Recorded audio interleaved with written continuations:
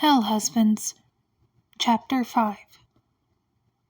He reawakened in a new place with a jolt after a brief period of black nothingness, and his body felt quite different from how it used to. He could hear screaming and shouting and all kinds of unusual noises around him as he opened his eyes only to see red everywhere. A very unfamiliar place indeed, and from what he could tell by the streets, it was quite a bedraggled place filled with disgust. A true cesspit. No one paid him any mind as he observed his surroundings. He quickly clocked that he had new ears that were now far more sensitive to sound. He gently raised a hand to touch them. His coloration was dark black on his hands and faded to a darker tan around the mid-forearm, and he had red claws. He soon discovered that his new ears were also quite sensitive to touch. He also had hooves for feet now. He quickly found a store window to look into and observe himself. He growled as he realized that he had been cursed to look like a deer. The very animal that he had been mistaken for when he was killed. He had decent-sized antlers as well. His eyes were very much red and black. His pupils black slits.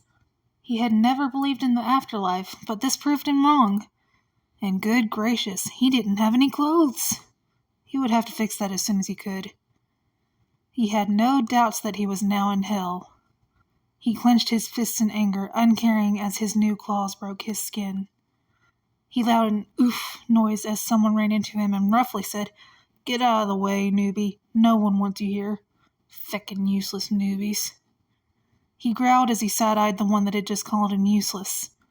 Anger took him over, and before he could think, he grew 2 sizes and had cut the other center down. Apparently, his new form came with new powers that he would have to figure out how to use alongside his already familiar practices from the living world. For now, he would take the bedraggled coat for himself before he could figure out where and how to get good clothes. It seemed that he had a new playground rife with those he loved to hunt, and the need to rebuild a reputation was already burning within him, especially if he wanted to survive in the place long enough to reunite with his Vincent in the afterlife, because he had no doubt that his Vincent would also end up in hell. Hell didn't know what was about to hit them.